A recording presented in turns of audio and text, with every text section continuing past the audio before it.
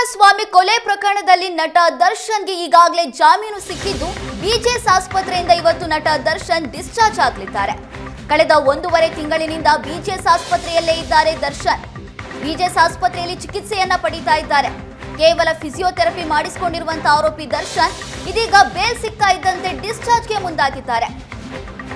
Operation ಮಾಡಿಸಿಕೊಳ್ಳದೆ ಆಸ್ಪತ್ರೆಯಿಂದ discharge ಆಗ್ತಾ ಇದ್ದಾರೆ ನಟ ದರ್ಶನ್. ಆಸ್ಪತ್ರೆಯಿಂದ ಡಿಸ್ಚಾರ್ಜ್ ಆಗಿ ಮನೆಗೆ ತೆರಳಲಿದ್ದಾರೆ ನಟ ದರ್ಶನ್.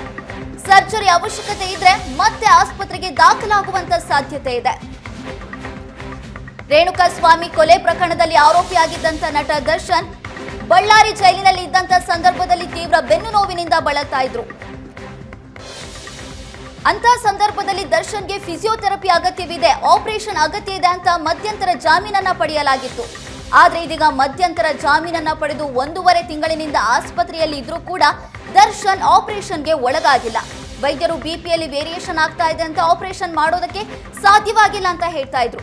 ಸದ್ಯ ದರ್ಶನ್ಗೆ ನಿರೀಕ್ಷಣಾ ಜಾಮೀನು ಸಿಕ್ಕಿದ್ದು ಈಗ ಆಪರೇಷನ್ ಅನ್ನ ಮಾಡಿಸ್ಕೊಳ್ದೇನೆ ನಟ ದರ್ಶನ್ ಡಿಸ್ಚಾರ್ಜ್ ಆಗ್ತಾ ಇದ್ದಾರೆ.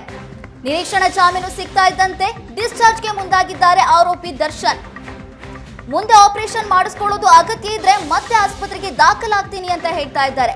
ಸದ್ಯ ಫಿಸಿಯೋಥೆರಪಿ ಮೂಲಕನೇ ನಾನು ಚಿಕಿತ್ಸೆಯನ್ನ ಮುಂದುವರಿಸ್ತೀನಿ, ಮುಂದೆ ಏನಾದ್ರೂ ಆಪರೇಷನ್ ಅಗತ್ಯ ಇದ್ರೆ ಮತ್ತೆ ಆಸ್ಪತ್ರೆಗೆ ದಾಖಲಾಗ್ತೀನಿ ಎನ್ನುವ ಮೂಲಕ ಇವತ್ತು ನಟ ದರ್ಶನ್ ಡಿಸ್ಚಾರ್ಜ್ಗೆ ಮುಂದಾಗಿದ್ದಾರೆ.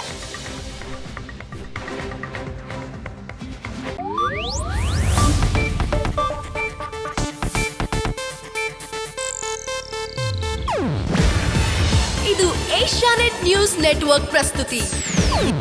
ನೀವು ನೋಡ್ತಿದ್ದೀರಾ ಏಷ್ಯಾನೆಟ್ ಸುವರ್ಣ ನ್ಯೂಸ್.